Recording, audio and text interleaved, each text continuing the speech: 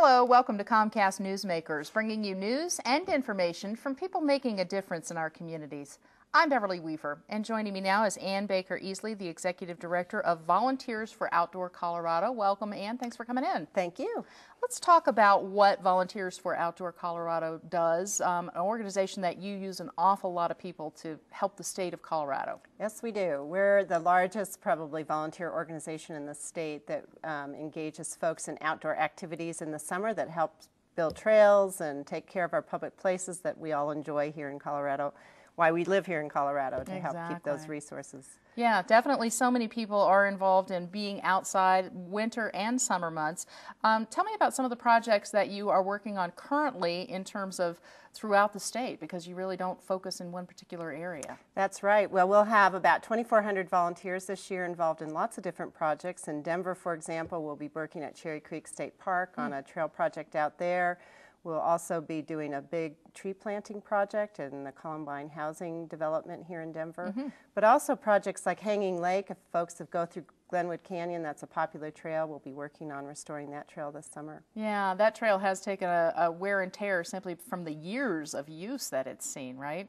Yes, it has, I think, 80,000 folks use it every year. Wow. Not just from Colorado, but obviously from all over the country. That's right. And in terms of those mountain projects, one thing I see noted here is the pine beetle effect that is had on a lot of campgrounds. We certainly heard last summer about the areas that had to be closed due to the pine beetle and the trees that were being taken down. You're working on those projects as well. That's correct. There are several campgrounds in Summit County that have been closed because it's too dangerous with the falling trees. So those trees have now been removed, and our volunteers will go in and actually reforest those campgrounds with small trees that will be able to grow and make the campgrounds look beautiful again. Right, come back. In terms of the experience that somebody needs to volunteer, you obviously tap into so many people throughout the state, but what kind of experience do they need to bring to the table, if any, to work as a volunteer? None at all. Oh, just like enthusiasm. No, actually we have trained volunteer leaders that really help folks understand how to use the tools and how to do the projects. So people really don't have to have any experience at all. They just have to have a willingness to work hard for the day, get fed well, and go home and feel good about what they did. And is it in terms of project to project, Ann? You could say someone down here in Denver volunteers for a certain project. There are people up in the mountains who are going to volunteer for different projects. Absolutely. There are lots of folks from Denver that like to go throughout the state. That's a way that they can find beautiful places and see beautiful places. Right. But in general, we also do local recruiting as well, which is what we're trying to do. Get folks in their backyards to keep their backyards pretty beautiful. All right. What do you think is the biggest accomplishment that you've been able to achieve as an organization? You did have one very large project that you worked on in the city of Denver, right? Yes. In October of 2008, we did the Mile High Loop in City Park, which is a running trail throughout City Park.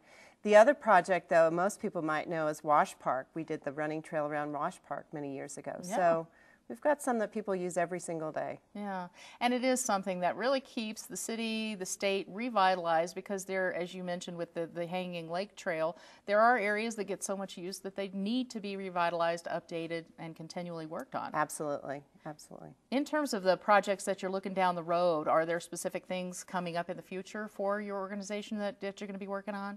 Well, we have about 40 projects this year, and our website will detail those, so folks can go to our website, and I'll give you that at the end of the interview. Right. But we have several right here in Denver. We usually try to do about a third of those projects right here in Denver, so folks here don't have to travel too far. Sure. But if folks want to have a trip down to the Southwest this summer, we have a couple of historic preservation projects, a new area for VOC, working with some of the historic structures on Forest Service lands. So we'll be in Lake City as one project, down in the Rio Grande and the San Luis Valley for another project. So lots of different opportunities for folks. You mentioned how volunteers get to get out and see things. Obviously, I imagine get great feedback from people when they go out and volunteer. Yes, we do. We get it mostly from, we really liked the food and the work was really hard. All right. What's the website again, Ann? It's www.voc.org. All right. Very good. Baker Easley, the Executive Director of Volunteers for Outdoor Colorado. Thanks for being with us. And thanks for having me. And thanks for watching Comcast Newsmakers. I'm Beverly Weaver.